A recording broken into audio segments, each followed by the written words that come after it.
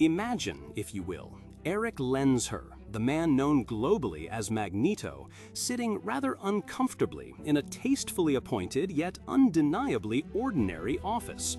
This wasn't a hidden bunker, nor a throne room in a mutant stronghold. This was the consultation space of Kate Kildare, a name synonymous in certain circles with superhuman public relations specialist. The air was thick with an unspoken tension, a mix of Magneto's inherent gravitas and the sheer incongruity of his presence in such a setting. Kate, ever composed, leaned forward slightly, her gaze unwavering. "Erik," she began, her voice calm but firm, "the path to public acceptance, especially for a figure of your prominence, is not merely about demonstrating power. It's about shaping perception. It's about trust." Magneto, a living legend of both terror and liberation, found himself nodding, albeit subtly. The future of Utopia, the nascent mutant nation, hinged on more than just his will. It required the grudging, or perhaps even genuine, respect of the human world. And for that, he was here, seeking advice. Kate laid out a meticulous plan. It involved carefully curated public appearances, strategic messaging, and inevitably, a discussion about aesthetics.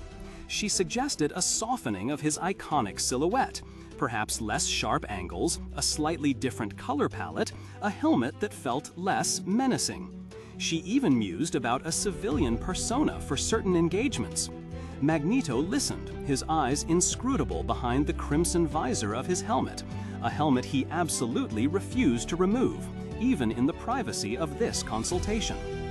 "My uniform," he stated, his voice a low rumble, devoid of its usual booming authority, but no less firm, "is an extension of my identity. It is a symbol. To change it would be to betray what it represents, what I represent." Kate understood. She wasn't dealing with a celebrity looking for a new brand, but a revolutionary, a figure steeped in history and conflict. Her challenge wasn't to transform him, but to reframe him. She recognized that any true shift in public perception would need to come from actions, not merely alterations to his attire.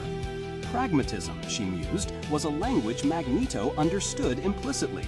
He might reject a costume change, but he would not reject an opportunity to demonstrate his utility. The opportunity arose, as it often does in life, without warning and with devastating force. San Francisco, a city built on a complex web of fault lines and resilient spirit, suddenly buckled. It began as a low rumble, an unsettling vibration that quickly escalated into a violent, churning upheaval. The ground shifted, tearing through asphalt, twisting metal, and sending buildings into a terrifying dance. People screamed, caught in the sudden visceral terror of a city coming apart. Magneto was there. Perhaps he was on a reconnaissance mission, or simply passing through, observing the world he sought to both protect and separate himself from. But as the earth groaned and the city groaned with it, a primal instinct, mixed with a newly refined sense of purpose, took over. He saw not just the potential for chaos, but the potential for a powerful, undeniable statement.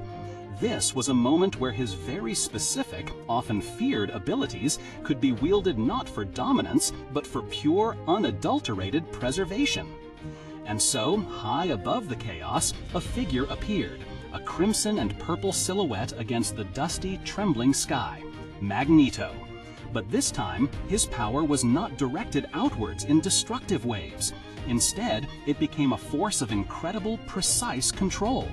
Imagine thousands of unseen threads, magnetic fields extending, probing, gripping every piece of metal within the city's infrastructure. The rebar within the concrete, the steel beams of skyscrapers, the underground pipes, all became extensions of his will. He didn't stop the earthquake, that was beyond even his formidable capabilities, but he stabilized the city during it. As a building began to list dangerously, Magneto's power surged, creating an invisible scaffold of magnetic force, bracing the structure, holding it firm against the tremor. Buckling bridges were shored up, their metal components held taut. tearing fault lines were, for crucial seconds, prevented from widening catastrophically in key areas, giving people precious time to escape.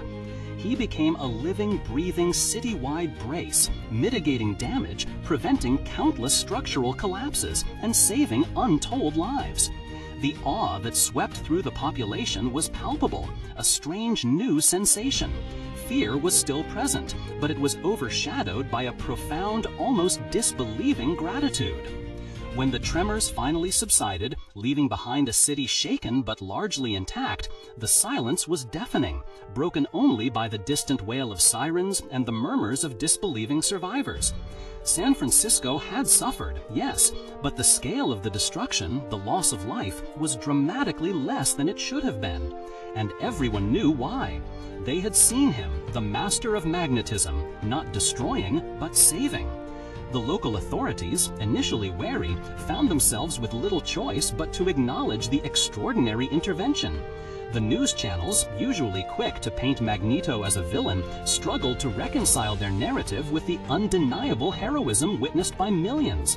He hadn't sought praise, hadn't issued demands, he had simply acted, and then, as swiftly as he appeared, he was gone, leaving behind a city grappling with a new, complex understanding of its metallic savior.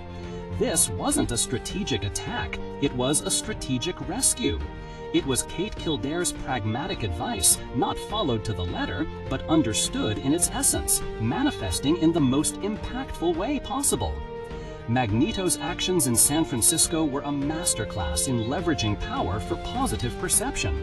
He demonstrated that true influence isn't just about what you can destroy, but what you choose to protect. He understood, perhaps more acutely than anyone, that public opinion, even if grudgingly given, was a vital currency for the future he visioned for mutant kind.